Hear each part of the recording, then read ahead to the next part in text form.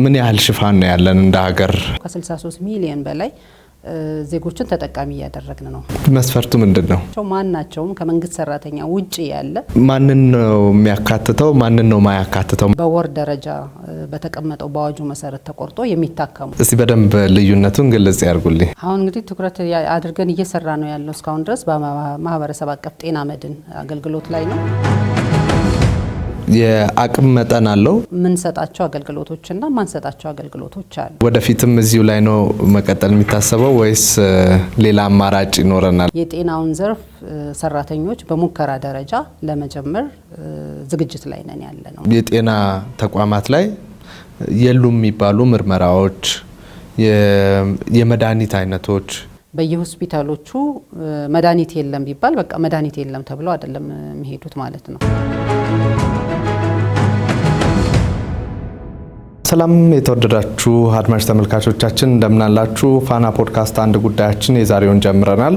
በዛሬው ጉዳያችን የምናነሳው የጤና መድንን ጉዳይ ነው። እንግዲህ ከሰሞኑ በርካቶቻችሁ ወደ ጤና መድን አገልግሎት ቢሮዎች በመሄድ ጤና መድናችሁን ያላሳደሳችሁ ስታሳድሱ፣ አዲስ ማውጣት የምትፈልጉም ስታወጡ ነበር። ዛሬ አጠቃላይ ሂደቱ ምን ይመስላል? አሁን ያለንበት ደረጃ እንደ ሀገርስ ምን ላይ ነን? ቀጣይስ ምን ይጠበቃል? የሚሉ ጉዳዮችን እዚህ ጤና መድን አገልግሎት ቢሮ ተገኝተን ቆይታ እናደርጋለን። የኢትዮጵያ ጤና መድን አገልግሎት ምክትል ዋና ዳይሬክተር የአምሮት አንዱዓለም ጋር ነው ቆይታ የምናደርገው። ብዙ እንደምታተርፉ ተስፋ እናደርጋለን። አብራችሁን ቆዩ። የአምሮት በጣም ነው የማመሰግነው ፈቃደኛ ስለሆኑ። ጤና መድን አሁን በጣም የተለመደ ቃል እየሆነ እየመጣ ነውና ምን ያህል ሽፋን ነው ያለን እንደ ሀገር?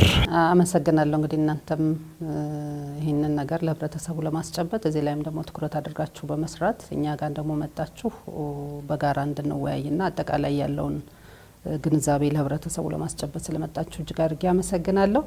እንግዲህ የአጠቃላይ የጤና መድህንን ጉዳይ ስናይ የ2017 ዓመት አፈጻጸማችን ነው ቶታልን ልናየው የምንችለው ማለት ነው። ስለዚህ በ2017 አፈጻጸማችን በአጠቃላይ ከ13.67 በላይ የማናባወራዎች ተመዝግበው ከ63 ሚሊዮን በላይ ዜጎችን ተጠቃሚ እያደረግን ነው የምንገኘው ማለት ነው። ስለዚህ በዚህም ስናይ እንግዲህ የእድሳት መጠኑ ከ96% በላይ የነበሩ አባሎቻችን አሳድሰው አገልግሎት ሲያገኙ ቆይተዋል። በተጨማሪ ደግሞ አዳዲስ አባላትም ደግሞ ከ84% በላይ እንደዚሁ ወደ አገልግሎቱ በአዲስ መልኩ ደግሞ በመመዝገብ አገልግሎት እያገኙ ይገኛሉ ማለት ነው። መስፈርቱ ምንድነው? አገልግሎቱን ለማግኘት ምንም መስፈርት የለውም። ማንኛውም ሰው የጤና መድን አባል ለመሆን በአካል ተገኝቶ በየክልሎቹ በሚደረገው በየወረዳዎቹ በሚደረገው ቅስቀሳ በተለይ ደግሞ በማህበረሰብ አቀፍ ጤና መድን አገልግሎት ሊካተቱ የሚገባቸው ማናቸውም ከመንግስት ሰራተኛ ውጪ ያለ ሁሉም አካል መጥቶ በአካል ተመዝግቦ ወርሃዊ ክፍያ ማለት ምን ማለት ነው? እንግዲህ ቢያንስ አባል ነኝ ብሎ ሰው ይህንን አገልግሎት በባለቤትነት እንዲወስደው በማድረግ ረገድ በአመት አንድ ጊዜ ይችን ከፍለው ግን ደግሞ በአመቱ ሙሉ ደግሞ እንደ ህመሙ የሚታከምበት ስርዓት ስለሆነ ቀርቦ መመዝገብና ካርዱን መያዝ ብቻ መስፈርቴ ነው የሚሆነው ማለት ነው። በርካታ ሰው እየመጣ እየተመዘገበ ይጠቅመኛል ብሎ እየተመዘገበ እንደሆነ እናያለን እና ማንን ነው የሚያካትተው? ማንን ነው ማያካትታቸው የማህበረሰብ ክፍሎች አሉ ወይ? የሚያካትቱ ምን አይነት አገልግሎት ነው የሚሰጠው የሚለውን ለማንሳት ነው። በማህበረሰብ አቀፍ ጤና መድን ውስጥ የማይካተቱ የመንግስት ሰራተኞችና ጡረተኞች፣ ሌላው ግን ሁሉም ይካተታል ማለት ነው። ለምንድን ነው እነሱ እንዳይካተቱ የታሰበው? እነሱ በማህበራዊ ጤና መድን አገልግሎት ላይ ነው። ምክንያቱም ወርሃዊ ተከፋይ ስለሆኑ በወር ደረጃ በተቀመጠው በአዋጁ መሰረት ተቆርጦ የሚታከሙ ስለሆኑ ማለት ነው። ስለዚህ አሁን ሁለት አይነት አለን ማለት ነው። የማህበረሰብ ጤና አገልግሎት እና ማህበራዊ ጤና አገልግሎት። የማህበረሰብ አቀፍ ጤና መድን አገልግሎትና ማህበራዊ ጤና መድን አገልግሎት። እስቲ በደንብ ልዩነቱን ግልጽ ያርጉልኝ። የማህበራዊ ጤና መድን አገልግሎቱን ይህንን ዘርፍም ተጠቃሚ የሚሆኑት የመንግስት ሰራተኞች፣ ሲቪል ሰርቪስ ሰራተኞች ወይም ደግሞ በየወሩ ደሞዝ እየተከፈላቸው የሚተዳደሩ እና ጡረተኞች በተመሳሳይ እነሱ እንደዛ ስለሆኑ እነዚህም በዚህ ውስጥ የሚካተቱ ናቸው። ማህበረሰብ አቀፍ ጤና መድን የምንለው ግን በተለምዶ ይሄ ኢንፎርማል ሴክተር ብለን የምንለው በወር የተተመነ ደሞዝ የሌለው በግሉ የሚተዳደር ነጋዴዎች ሊሆኑ ይችላሉ፣ ጥቃቅንና አነስተኛ ትልልቅ በዛ ውስጥ ያሉ ነጋዴዎች ከዛም ባሻገር ደግሞ ማንኛውም በአነስተኛ የገቢ መጠን ላይ ያለ ሁሉም የህብረተሰብ አካል በዚህ ውስጥ ይታቀፋል ማለት ነው። ስለዚህ አሁን ባለው ሁኔታ የማህበረሰብ አቀፍ ጤና መድን አገልግሎት እየተሰጠ ነው። ወደፊትም እዚሁ ላይ ነው መቀጠል የሚታሰበው ወይስ ሌላ አማራጭ ይኖረናል? አሁን እንግዲህ ትኩረት አድርገን እየሰራ ነው ያለው እስካሁን ድረስ በማህበረሰብ አቀፍ ጤና መድን አገልግሎት ላይ ነው። ቅድም ሲባል እንደነበረው ገና በጅምር ላይ ቢሆንም አሁን የመንግስት ሰራተኞችን በዚህ አካቶ ለመስራት ተጀምሯል። በዚህ አመትም በተለይ የጤናውን ዘርፍ ሰራተኞች በሙከራ ደረጃ ለመጀመር ዝግጅት ላይ ነን ያለ ነው ማለት ነው። ስለዚህ ቀጣይ እየታየ እየተስተካከለ ሁሉንም የመንግስት ሰራተኛና የሚመለከታቸውን አካላት ጡረተኞቹን በዚሁ አካቶ አገልግሎቱን ለመስጠት በዝግጅት ስራ ላይ ነው የምንገኘው። የአቅም መጠን አለው። ለምሳሌ ከዚህ ያህል ብር በላይ ያለውን ሕክምና አንሸፍንም ወይ ደግሞ እንደዚህ አይነት ሕክምናዎችን አንሸፍንም፣ እንደዚህ አይነት መድኃኒቶችን አንሸፍንም የሚባል ገደብ አለው ወይስ ጤና መድን እስከያዙ ድረስ ሐኪም ቤቱ ውስጥ ካለው አቅም ድረስ መታከም ይችላሉ? በአገልግሎቱ እንግዲህ የጥቅም ማዕቀፍ አለን እኛ። የጥቅም ማዕቀፉ እንግዲህ ተለይቶ የምንሰጣቸው አገልግሎቶችና ማንሰጣቸው አገልግሎቶች አሉ። የምንሰጣቸው አገልግሎቶች ተመላላሽ ሕክምናን አገልግሎት እንሰጣለን፣ የቀዶ ሕክምና አገልግሎት እንሰጣለን፣ በሐኪም የታዘዙ መድኃኒቶችንም አገልግሎት እንሰጣለን። የማንሰጣቸው ደግሞ አገልግሎቶች አሉ። በዚህ ውስጥ ለምሳሌ አንዱ የማይሰጠው የተፈጥሮ አደጋ ላይ የሚደርስን ችግር አንሸፍንም። ምክንያቱም በራሱ ሕግ አሰራር ስላለው የመኪና አደጋ ጉዳትን አይሸፈንም። እሱም በተመሳሳይ በራሱ አገልግሎት ስላለው ሶስተኛ ወገን ስላለው ከሀገር ውጭ የሚደረግ ማናቸውንም ሕክምና አገልግሎት አንሰጥም።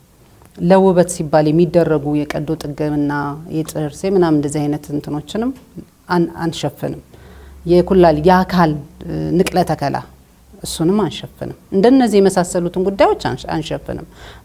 በመሰረታዊነት ግን ህብረተሰቡ በአገልግሎቱ የሚጠቀምበት እለት ከእለት ችግር ውስጥ የሚገባበትና ለዛ ደግሞ መፍትሄ የሚያሻውን የትኞቹንም የህክምና አገልግሎቶች ከ531 በላይ አገልግሎቶችን በዚህ የጥቅም ማዕቀፍ ውስጥ እንሰጣለን። ቅድም ባልኩት ግን በነዛ በተዘረዘሩት ሌሎች ጉዳዮች ላይ አገልግሎቱን አንሰጥም። ለምሳሌ ይሄ የኢሜጂንግ ኤክስሬ፣ ሲቲ ስካን የሚባሉትን እነዚህን የሚያካትቱ ይሰጣሉ። ቅድም እንዳልኩት በተመላላሽም ቀዶ ጥገና አንድ ሰው ቀዶ ጥገና ለማካሄድ እነዚህ ነገሮች ያስፈልጉታል። የግድ ላቦራቶሪ ያስፈልገዋል፣ ሲቲ ስካን ያስፈልገዋል፣ ኢሜጂንግ የጨረር እንትን ያስፈልገዋል፣ ኤክስሬ ያስፈልገዋል፣ ላቦራቶሪ አልትራሳውንድ ያስፈልገዋል። እነዚህ የግድ ነው አሉ። ስለዚህ በዚህ ውስጥ ምንም አይነት ክልከላ የለውም ማለት ነው። ቅድም እንዳልኩ እኛ አገልግሎት ማንሰጥባቸው የውጭ ሀገር ህክምናዎች፣ የተፈጥሮ አደጋ በብጥብጥ ለምሳሌ በጦርነት ምናምን የሚመጡ አደጋዎችን፣ በወረርሽኝ በድንገተኛ አደጋ የሚመጡ አደጋዎችን፣ በስፖርታዊ አሁን አደጋ የሚያደርሱ የስፖርታዊ ግጭቶች ምናምን በእነሱ ላይ የሚመጡ አደጋዎችን፣ እጽ በመጠቀም የሚመጡ አደጋዎችን እነዚህን አገልግሎት አንሰጥም። በጣም ማህበረሰቡ እንዳልነው ግንዛቤው የተፈጠረ ወደ ፍሮንት ላይን እየመጣ ነው።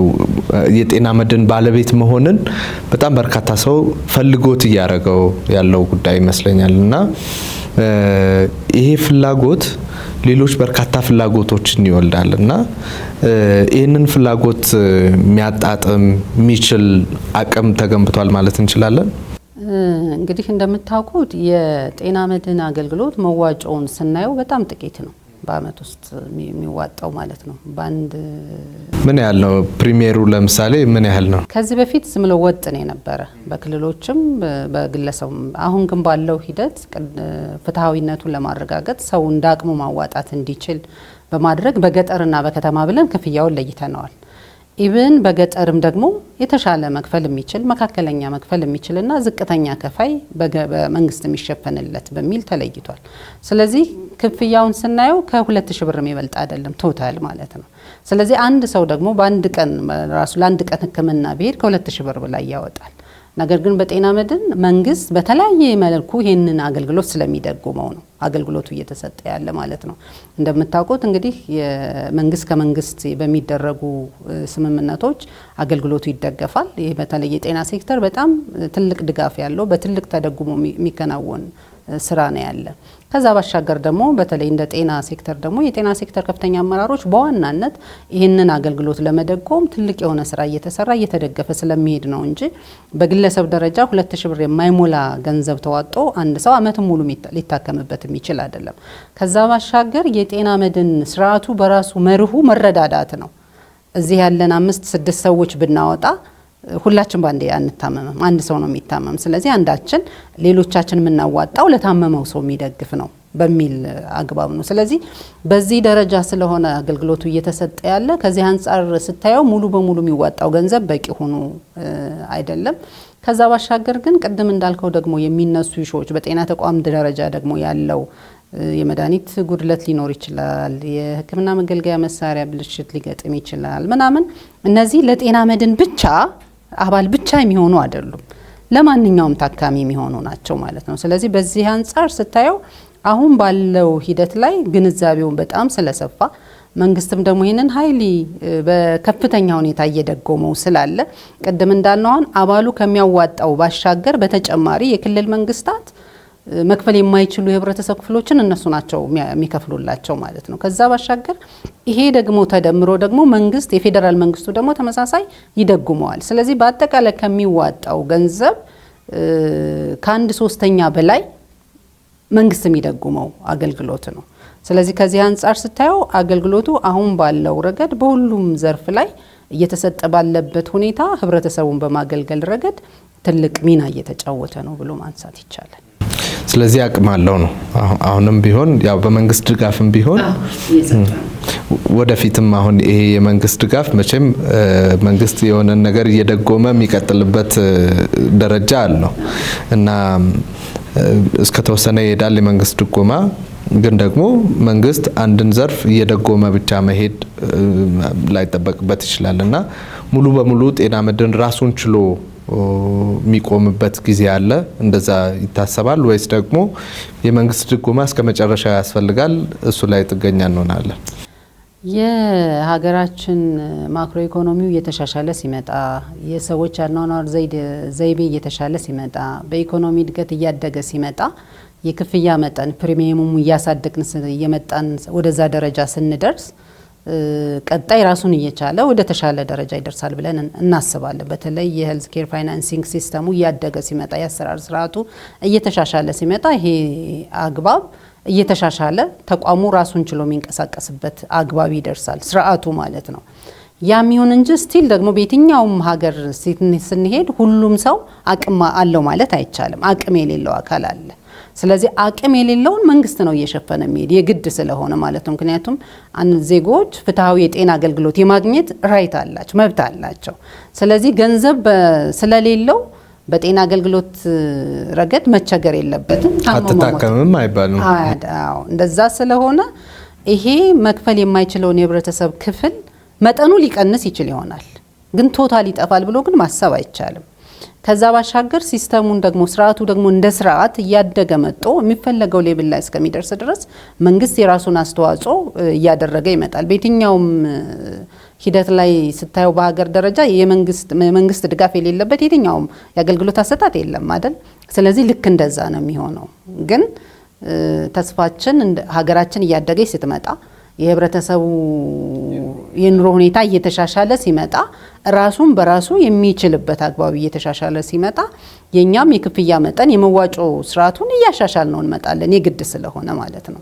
ስለዚህ ያ ሲሆን ቅድም እንዳልነው መንግስት ሙሉ በሙሉ ምክንያቱም የመንግስት ሴክተር እንደመሆኑ መጠን መንግስት ቶታል አይደግፈው ማለት አንችልም። ግን የመንግስትን ድጋፍ ቢያንስ እየቀነሱ የመሄድ ሂደቱ ይኖራል ብለን እናስባለን። ይህን ጥያቄ ያነሳው ስለምንድን ነው? የመድን ስርዓት ነው። የመድን ስርዓት ሲሆን ደግሞ ቅድም እንደተባለው ሁሉም እኩል ላይታመም ይችላል። ግን ብታመም ብሎ ነው የሚገባው እና ምናልባት አሁን ለመነሻ ያህል ሰዎች እንዲበረታቱ ለማድረግ ሊሆን ይችላል እንደዚህ አይነት ነገሮች የሚደረጉት። በዘላቂነት ግን በጣም ከፍተኛ የሆነ የመክፈል አቅም ኖሯቸው የጤና መድን ተጠቃሚ የሆኑ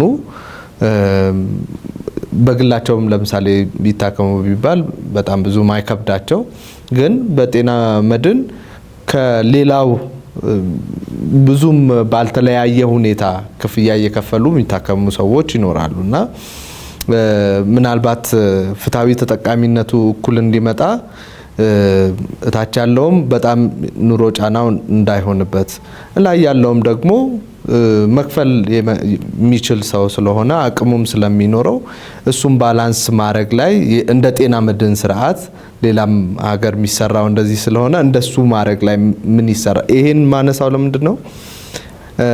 ምናልባት አሁን የተቀመጠውን ዝቅተኛውንም የመክፈል አቅም ከኑሮ ሁኔታ አንጻር የማይችል አካል ቢኖር እሱንም አጣጥሞ ለመሄድ ቅድም እንዳልነው መንግስት ከዚህ ስርዓት ቢወጣም ስርዓቱ በራሱ ባላንስ አድርጎ ታችኛውንና ላይኛውን አመጣጥኖ እንዲሄድ ለማድረግ መስራት አይቻልም ወይ የሚለውን ለማንሳት ነው። እንደዛ ነው አሁን እየሰራ ነው ያለ። ቅድም እንደተናገርኩትኝ የክፍያ መጠኑን ስናሻሽል በከተማና በገጠር ብለን አሻሽለናል። ለምሳሌ በከተማ ያለውን ከፍተኛ ከፋይ፣ መካከለኛና ዝቅተኛ ብለናል። አሁን የዝቅተኛ መጠኑን ከፋዩ የሚከፍለው በዝቅተኛ ሌብል ላይ 720 ብር ነው። 720ውን መንግስት ነው የሚሸፍነው። መንግስት ኔሴስ እንግዲህ በክልል ደረጃ ያው ክልሎች ይሸፍኑታል ከወረዳ ጀምሮ ማለት ነው። ከፍተኛ ግን የምንላቸው ቅድም እንዳልከው ነጋዴዎች በግብር ደረጃ የሃ ግብር ከፋይ ደረጃ ለሐመርሃ የሚባል አይደለ?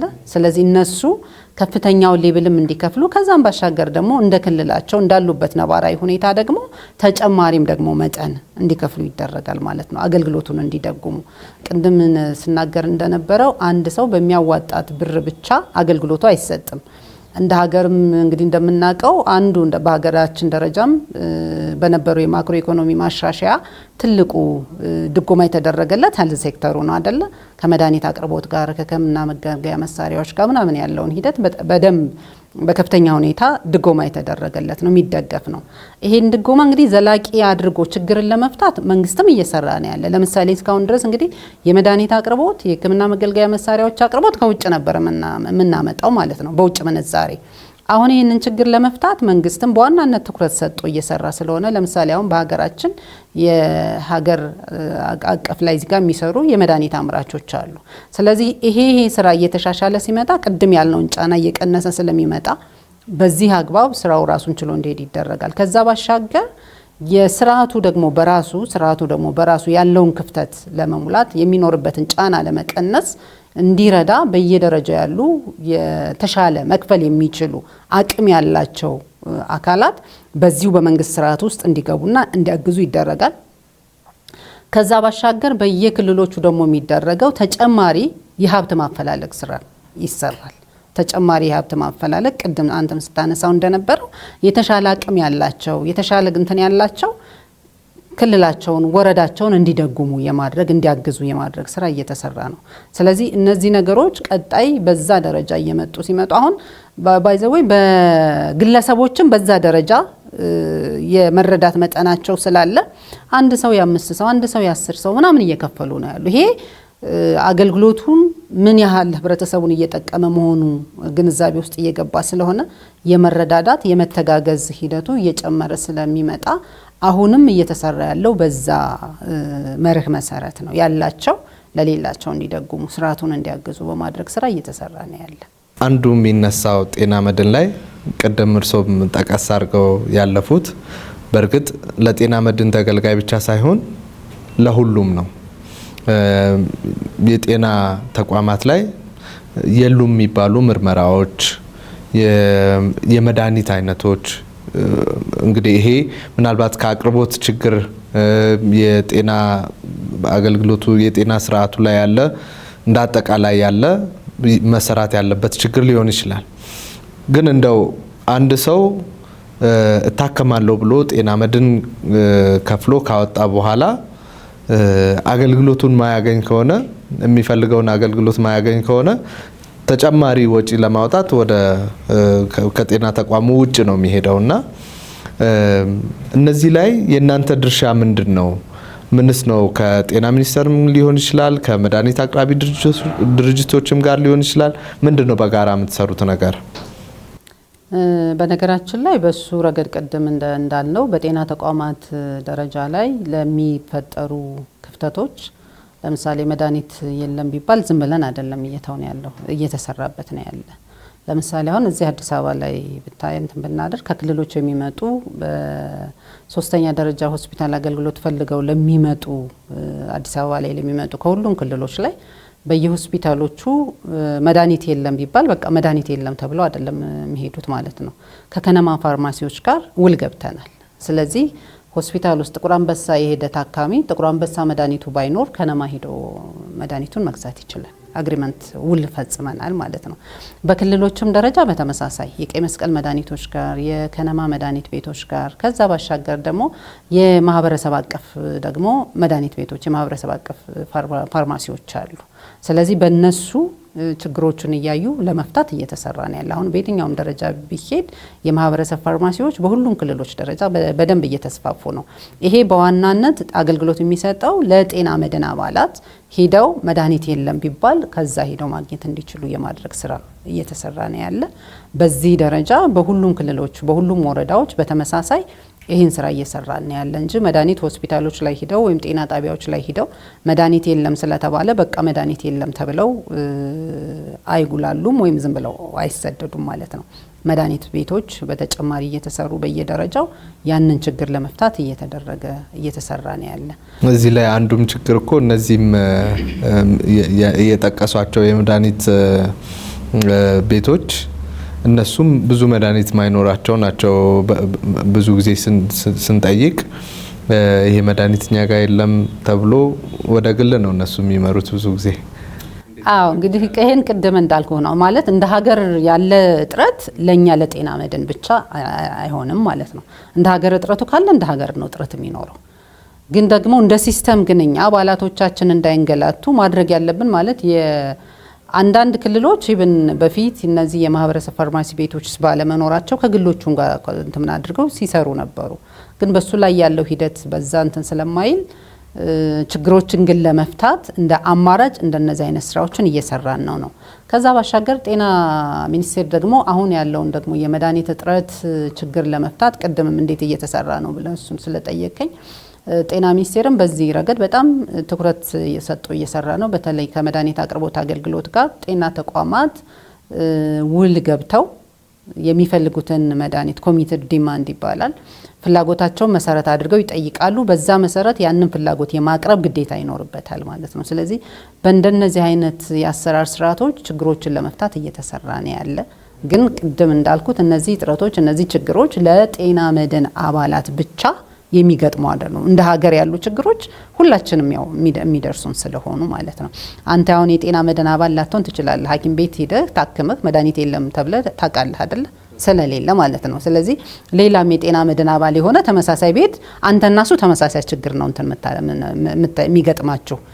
ነገር ግን የጤና መድን አባል የሆነው ካንተ የተሻለ ፕሪቪሌጅ የሚኖረው ወይም ጥቅም የሚኖረው እዛ ሆስፒታል የለም የተባለውን ከነማ ሄዶ በነዛ ውል በተገባባቸው መድኃኒት ቤቶች ሄደው በቀላሉ የማግኘት እድል አለው ማለት ነው። ምናልባት ሰው አእምሮ ውስጥ የሚኖረው ነገር ምንድነው? ከፍዬ ጤና መድን ከፍዬ የሚለው ነገር ለምሳሌ በግል ሄጄ መታከም ፈልጌ ባጣ በቃ መጀመሪያው ነው አምኜበታለሁ ገንዘቤን አውጥቼ እንደምገዛ እሄዳለሁ።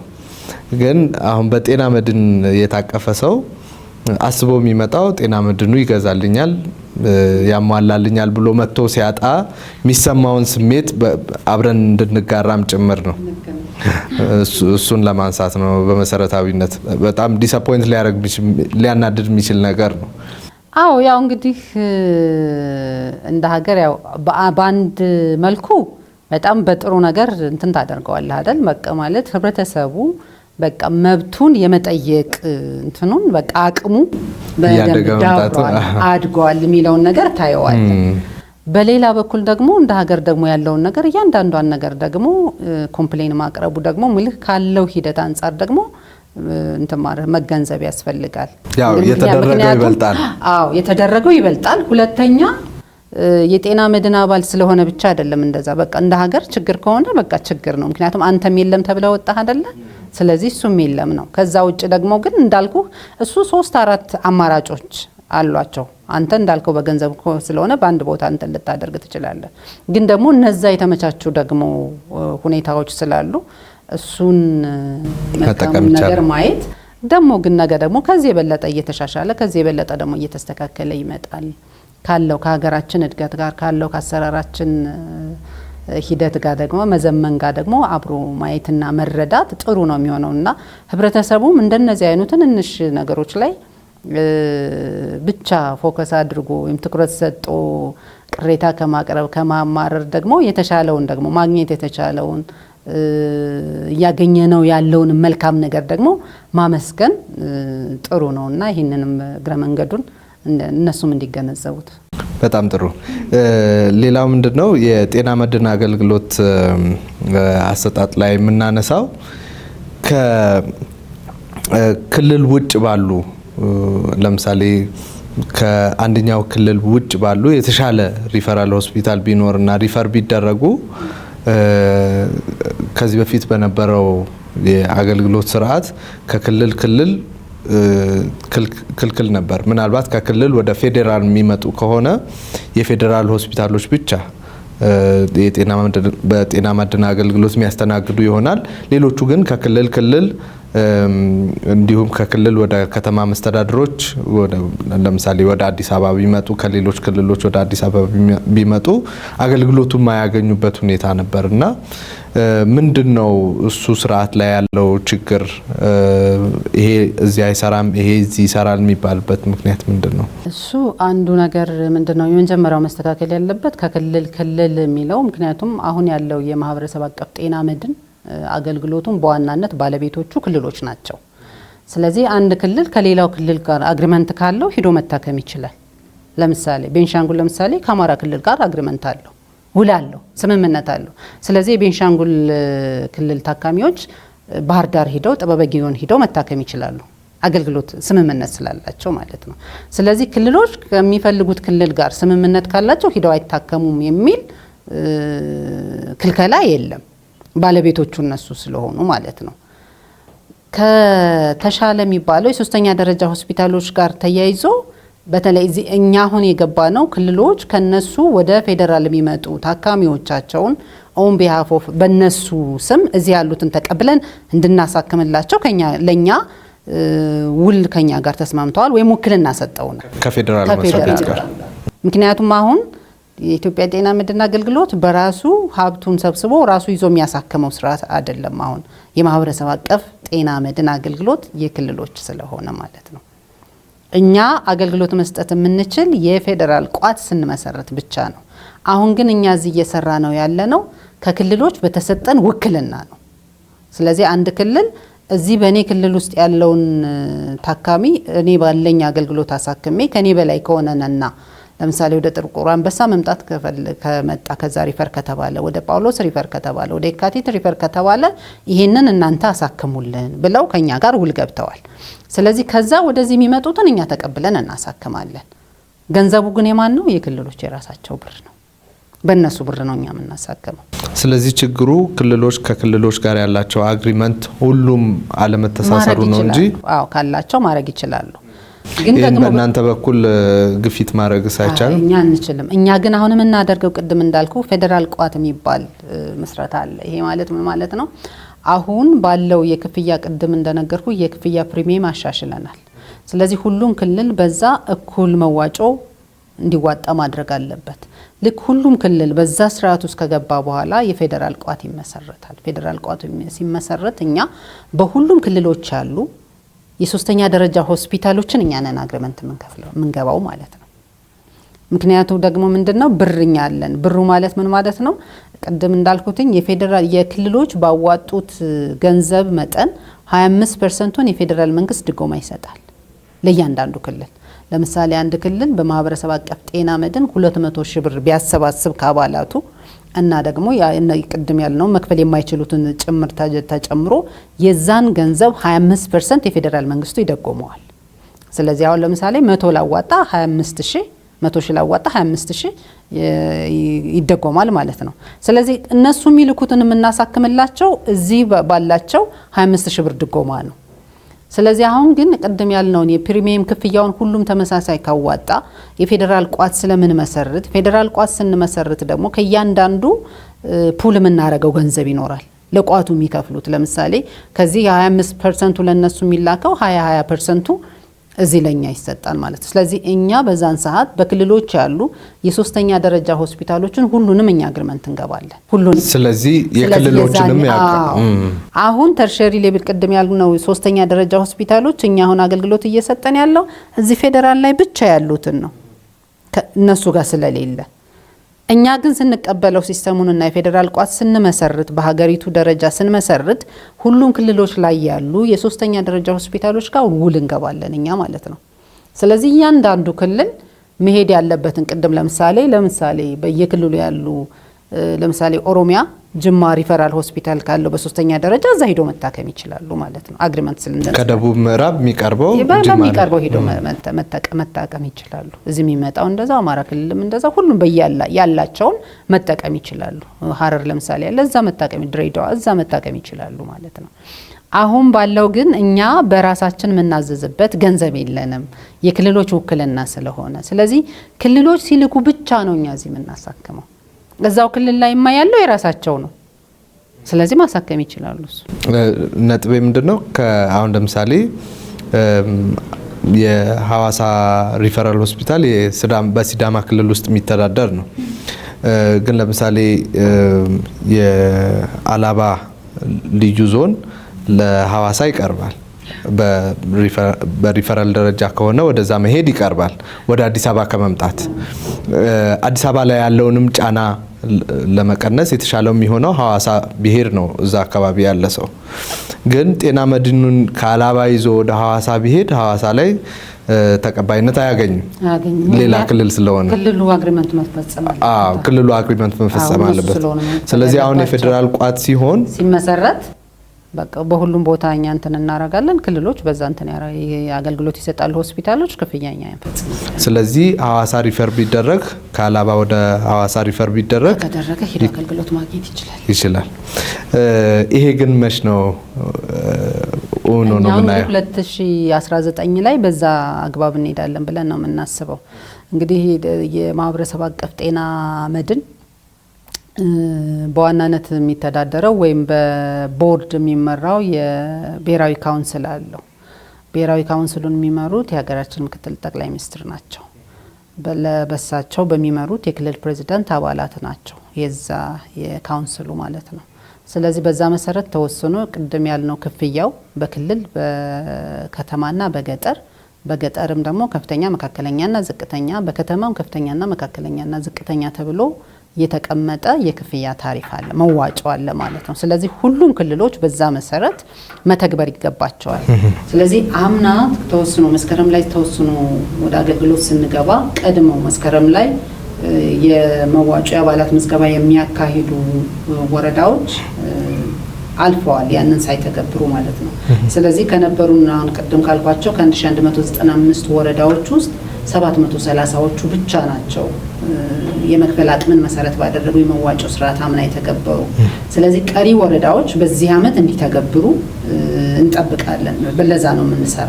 ስለዚህ 100% የገቢ መጠንን መሰረት ያደረገው የክፍያ መዋጮ ስርዓት በዚህ አመት ከተገበር 2019 ላይ ቅድም ያልነው የፌዴራል ቋት ይመሰረታል።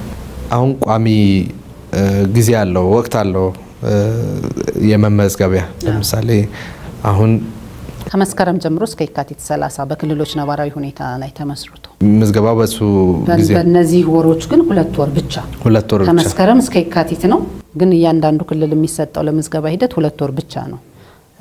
ከዛ በላይ ሊያሰጥ የሚችል ሌላ ችግር ካለ አዋጁ ይሰጠዋል። ለምሳሌ ጦርነት በወረርሽኝ ምናምን ሆኖ አስገዳጅ ነገር መስራት የማይቻልበት ጊዜ ከገጠመ 1 ወር ተጨማሪ ይሰጠዋል እንደ ችግሩ ምክንያት። አለበለዚያ ግን አዋጁ የፈቀደው ከመስከረም ጀምሮ እስከ የካቲት 30 ነው። ከነዚህ ውስጥ ግን 2 ወር መርጦ ይሰራል ማለት የህብረተሰቡን ገቢ ማግኛ ጊዜ መርጦ ማለት ነው። ለምሳሌ አሁን አዲስ አበባ መስከረምና ጥቅምት ላይ እንደዚህ ጥቅምትና ህዳር ላይ ነው የሚያካሂደው ማለት ነው።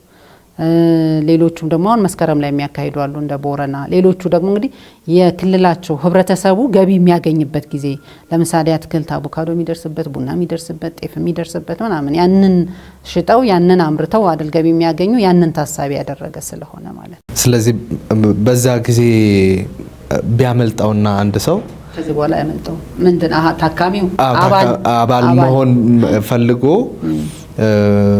ቢያመልጠው ሶስተኛ አማራጭ አለው ወይስ በቃ የለው? ቀጣይ ነው የሚጠብቀው? ምንድነው ምሰማው ከዚህ ጋር ተያይዞ ኢንፎርሜሽኑ ያመልጠናል፣ መች ተጀምሮ መች እንደተጨረሰ ሳንሰማው ያመልጠናል የሚሉ ነገሮች ይሰማሉና መረጃው ቶሎ ቶሎ እንዲደርስ እስከታች ድረስ የተዘረጉ የሰንሰለቶች አሉ። እስከ ቀበሌ ድረስ መዋቅሮች አሉ፣ የመንግስት መዋቅሮች አሉ። በነዛ ቶሎ ቶሎ ግንዛቤ መፍጠር የማሳወቅ ስራዎች እንዴት ነው የሚሰሩት? እኛ እንግዲህ ኃይል ከክልሎቹም ጋር የኛ ወደ 23 ቅርንጫፎች አሉ በየክልሎቹ ማለት ነው። ስለዚህ በዛ አማካኝነት የግንዛቤ ማስጨበጥ ስራው ከክልሎች ጋር በመቀናጀት በከፍተኛ ሁኔታ ነው የሚሰራ።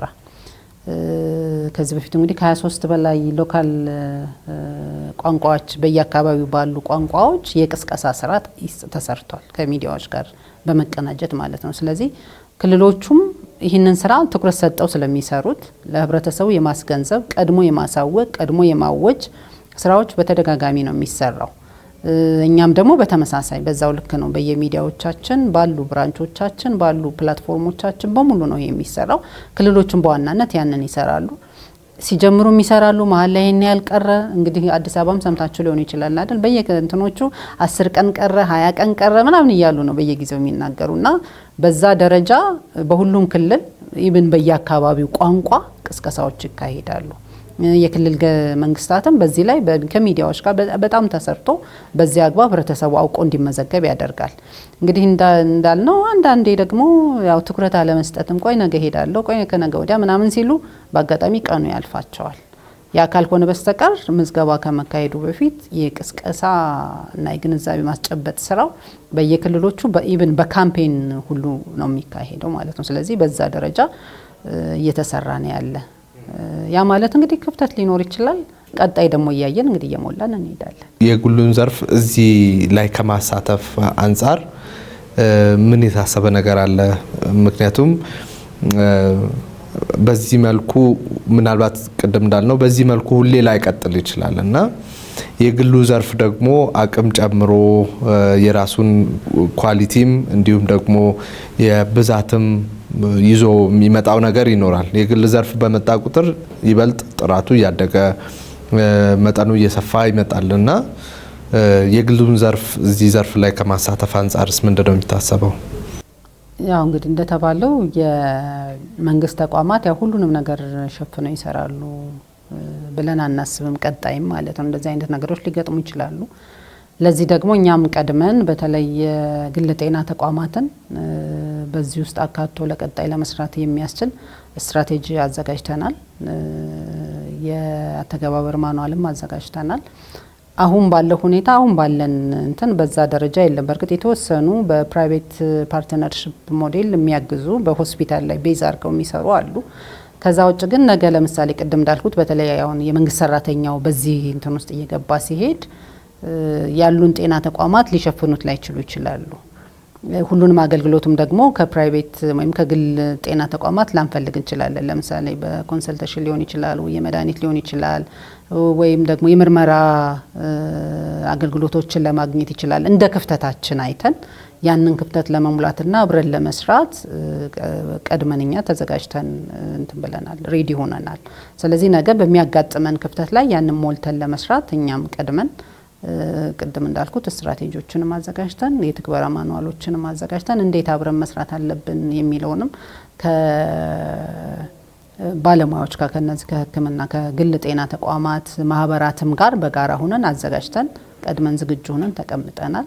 ጊዜው ሲደርስ ያው በጋራ የምንሰራበትን ሂደት እናመቻቻለን። አሁን ለጤና መድን የሚሰበሰበው ገንዘብ ለሕክምናው ብቻ ነው ወይስ ቁሳቁስን ለማሟላት እንደዚህ የሕክምና ቁሳቁሶችን በሆስፒታሎች ለማሟላት ቅድም እንደተባለው መድኃኒቶችን ለማሟላት ለነዚህ አገልግሎቶችም ይውላል ወይስ ሕክምናውን ብቻ የተመለከተ ነው?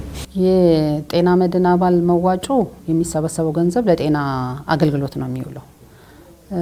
አሁን ካልከው ጋር ለምሳሌ እስካሁን ድረስ ስናደርገው የነበረው የጤና መድን አባላት የአገልግሎት ክፍያ አገልግሎት ከተሰጠ በኋላ ሲጠይቁን ይህን ያህል ገንዘብ ለዚህ አገልግሎት ውለናል ሲሉን ነው ብር የምንሰጠው።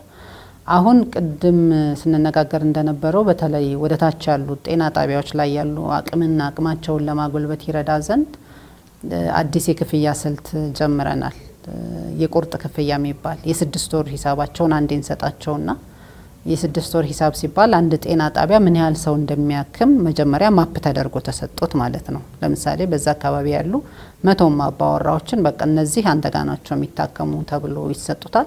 ስለዚህ የነዛ ሰዎች የ6 ወር ሂሳብ ተሰልቶ ይሰጠዋል ለአንድ ሰው ምን ያህል ወጪ በሚል ተሰርቶ ማለት ነው። ስለዚህ ያ ገንዘብ ቀድሞ ሲሰጠው መድኃኒት ገዝቶ አሟልቶ የተበላሹ የሕክምና መገልገያ መሳሪያዎች ካሉ አስጠግኖ ዝግጁ ሆኖ አባላቱ ሲሄዱ መድኃኒት የለም ሳይል የሕክምና መገልገያ የለኝም ሳይል አገልግሎት መስጠት እንዲችል ስራዎች እየሰራን ያለ ነው አሁን ማለት ነው። አሁን ከ1100 በላይ ጤና ተቋማትን በዚህ ውስጥ አካተናል። ከ406 በላይ ወረዳዎች ላይ ማለት ነው። በእንደዚህ ቀድመን ሰጠናቸው ጤና ተቋሙን ብቁ አድርገው በግብዓት አሟልተው እንዲያገለግሉ በማድረግ ረገድ ማለት ነው። ስለዚህ የጤና መድን ገንዘብ የሚውለው ለጤና ተቋም ለዚህ ለሕክምና ብቻ ነው የሚውለው ማለት ነው። የጤና መድን አገልግሎት አሁን ሰዎች በአካል እየሄዱ ነው የሚመዘገቡት እና ደግሞ የሕክምና ይሄን ያህል ሰው አክም ያለው ሲልም የሐኪም ቤቱ በወረቀት ነው የሚያቀርበው። የተዘረጋ ስርዓት የቴክኖሎጂ ስርዓት እምብዛም የለም እና ምናልባት የጤና መድን አገልግሎት ተጠቃሚ የሆነ ሰው ገጠር ያለ አንድ ጤና ጣቢያ ላይ ሲታከም በታከመበት ቅጽበት ምን ያህል ወጪዎች እንዳወጡለት ምናቅበት መንገድ ቢኖር ለመመዝገብም ደግሞ ምናልባት ሁሉም የቴክኖሎጂ ቅርበት ላይኖረው ይችላል።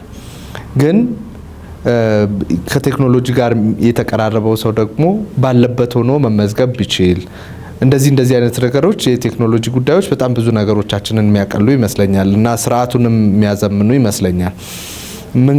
ምን ነገር ያስፈልጋል የሚለውንም በደንብ እንድናቅ የሚያደርግ ይመስለኛል። ቅድም እናነሳቸውን ጥያቄዎችና ከቴክኖሎጂ አንጻር ምንድነው እየተሰራ ያለው የጤና መድንን ከቴክኖሎጂ ጋር ለማስተሳሰር? አመሰግናለን። እንግዲህ አንዱ እንደ ተቋም ያለብን ክፍተት ብለን እኛም የገመገም ነው አሁንም ትኩረት አድርገን እሱ ጋር መስራት አለብን ብለን ያዝነው አንዱ ስራችን እሱ ነው፣ የዲጂታላይዜሽን ስራችን ነው።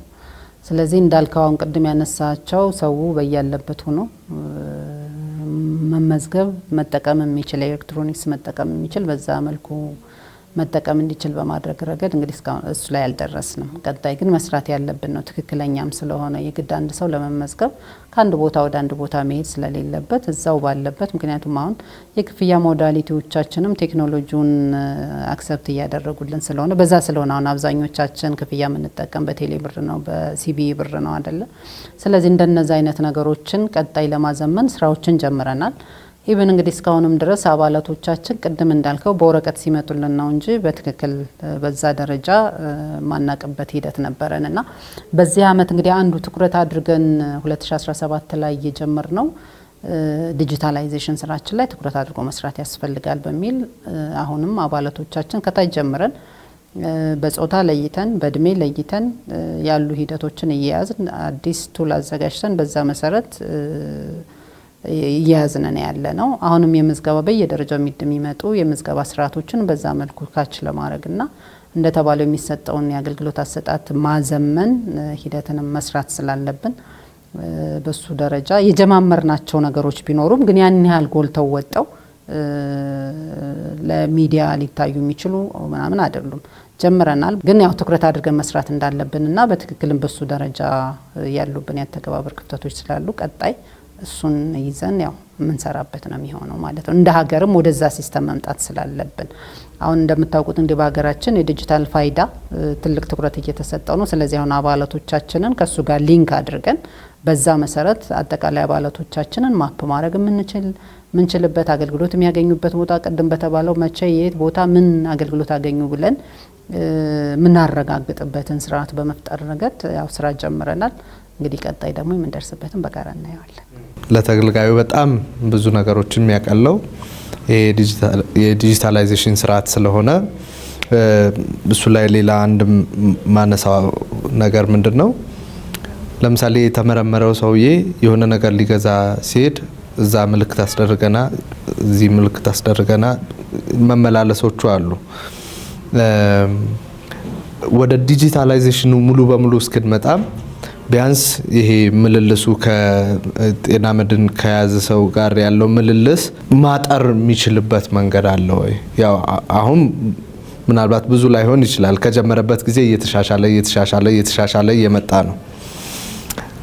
አንደኛው ጋር ሄዶ የሆነ ነገር አግኝቶ ሲመጣ ምልክት፣ የሆነ ነገር ደርሶ ሲመጣ ደግሞ እንደገና የሆነ ነገር፣ እንደዚህ አይነት ነገሮች አንድ ጊዜ ከገባ እስኪወጣ ድረስ አንድ ምልክት የሚበቃበትን አይነት ስርዓት መዘርጋት አይቻልም ወይ? እሱ ነው ቀደም ስለህ ነበረ። ልክ ነው። እስካሁን ድረስ በነበረው ሂደት የተጠቃሚ አባላት ሊስታቸው ስማቸው በየስም አልነበረንም። ለኛም አሁን ጤና ተቋማት የክፍያ ጥያቄ ሲያመጡ ያው በመተማመን ነው የምትከፍላቸው። ምክንያቱም አሁን እንግዲህ እንደምታውቁ በሀገራችን በተለያዩ ቦታዎች የተለያዩ የውሸት ፎርጅዶች ምናምን ይሰራሉ። ስለዚህ አሁን ጤና ተቋማት ለምሳሌ ካንተ የሚጠብቀው የጤና መድን መታወቂያ ብለህ የሚባል ይዘህ ከሄድ መታወቂያውን ካዩ በቃ አገልግሎት ይሰጡሃል። እዛ ላይ የተሰራው ግን በትክክል ይሄ መታወቂያ እና ይሄ ሰው በትክክል አባል ነው ወይ ብሎ ግን ትራክ የሚያረጋግጡበት የቤኔፊት ሊስት አልሰጠና የተጠቃሚ ዝርዝር ሊስት አልሰጠናቸውም እኛም ስላልነበረን። ስለዚህ አንዱ ቅድም ስናገር የነበረው የጀመርነው አሁን ሁሉም ክልል ይሄን ያህል አባል አለ ሲል እነዛ አባላት በስም ሊስት ሆነው መምጣት አለባቸው ብለን እሱን ሰርተን አሁን ወደ ዳታ እያስገባን ያለን። ስለዚህ ለጤና ተቋማት ይሄ ዳታ ሲሰጣቸው ያለምንም እንግልት አበበ ሲሄድ አበበን በአይዲው እዛ ውስጥ እንትን ብለው በቃ አለ ማለት ነው። ዘሆል ሲስተሙን በዛ መሰረት ላቦራቶሪም ቢሄድ መድኃኒት ቤትም ቢሄድ ያቺ አይዲ እዛ ስትከፈት ያው ትገኛለች ማለት ነው። በዛ መሰረት እንዲሄዱ ለማድረግ ስራዎችን ጀምረናል። ቅድም ያልኩትኝ እሱን ነው። ስለዚህ በዛ መሰረት ሲሄድ አሁን ፋርማሲ ብንልክ ከነማ የኛ ተጠቃሚ ሊስት አላቸው ማለት ነው። ስለዚህ በዛ መሰረት ትራክ ያደርጋሉ፣ ያለምንም እንትን መድኃኒቱን ይሰጡታል። ስለዚህ እሱን ለማድረግ እስካሁን ድረስ የለንም በእንደዛ ሌብል። ከዚህ በኋላ ግን እሱን ለማድረግ እየሰራን ያለ ነው ማለት ነው። ተጀምረዋል። አንዳንድ አካባቢዎች በትክክል በዚህ ትራክ አድርገው ይህንን ለጤና ተቋማት ሰጥተው ጤና ተቋማት አባላቶቻችን ሲሄዱ በዛ መሰረት አለው ቤኔፊት ሊስት መሰረት በዳታው መሰረት አገልግሎት እየሰጡ ያሉ ግን እንዳልኩት ሙሉ ስላልሆነ አሁን ያንን ማውራቱ ብዙም እንትን ስላልሆነ ነው እንጂ ጀምረናል። እሱ በጣም ጥሩ። እንደው ምናልባት አሁን አዲስ አበባ ምዝገባ ጨርሰዋል። ሌሎች ግን ምናልባት ምዝገባ ያልጀመሩም ምዝገባ በማከናወን ላይ ያሉም ይኖራሉና ጤና መድን በጣም አስፈላጊ ነገር እንደሆነ ቅድምም ስናነሳው ነበር። ጥያቄ ያለበት ሰው የሚኖር አይመስለኝም። ጤና መድን አስፈላጊ ነው አስፈላጊ አይደለም የሚለው ላይ ጥያቄ ያለበት ሰው የሚኖር አይመስለኝም። እንደውም ልግባ ሚል ለምሳሌ ቅድም እንዳልነው ከመንግስት ሰራተኛውም ከጡረተኛውም ከሌሎች ተቋማት የሚመጣ ጥያቄ ይኖራል እንጂ አልፈልግም ሚል ያለ አይመስለኝም። ግን እንደው መዘናጋቱ እንዳይኖር በጊዜ ተመዝግበው አገልግሎቱን እንዲያገኙ በዚሁ አጋጣሚ መልእክት እንዲያስተላልፉ ድል ስጦት ብዬ ነው። አመሰግናለሁ። እንግዲህ ለመላው የኢትዮጵያ ሕዝብ በተለይ ደግሞ በዚህ በማህበረሰብ አቀፍ ጤና መድን አገልግሎት ተጠቃሚ መሆን የምትችሉ ሁላችሁም በየክልላችሁ፣ በየወረዳችሁ፣ በየዞናችሁ በሚደረገው የማህበረሰብ አቀፍ ጤና መድን ምዝገባ በጊዜው በተቀመጠው በክልሉ በወረዳው በተቀመጠው የመመዝገቢያና የእድሳት ጊዜ መሰረት እየሄዳችሁ ካርዳችሁን እያሳደሳችሁ አዳዲሶቹም ደግሞ እየተመዘገባችሁ በአመት አንድ ጊዜ በምትከፍሏት ጥቂት መዋጮ አመቱን ሙሉ እንደህመማችሁ የምትታከሙበት ስርዓት ስለሆነ ይሄ ስርዓት ሳያልፋችሁ በጊዜ ሄዳችሁ ተመዝግባችሁ ከዚህ በፊትም ተጠቃሚ ሆናችሁ ደግሞ አባልነታችሁን አድሳችሁ አገልግሎቱን ማግኘት በምትችሉበት ስርዓት ተሳተፉ። እንዳያመልጣችሁ ተክታችሁ ነቅታችሁ ተመዝገቡ ላለሁ። በጣም ነው ማመሰግነው። እኔም አመሰግናለሁ። አድማጭ ተመልካቾቻችን እናንተንም ከልብ አድርገን እናመሰግናለን። አብራችሁን ስለነበራችሁ የጤና መድንን ጉዳይ ነው ዛሬ ጉዳያችን ያደረግነው። በአንድ ጉዳይ ፕሮግራማችን ከያምሮት አንዱ ዓለም ጋር ቆይታ አድርገናል። ቆይታችንን እንደወደዳችሁ ተስፋ እናደርጋለን። መልካም ጊዜ ይሁንላችሁ።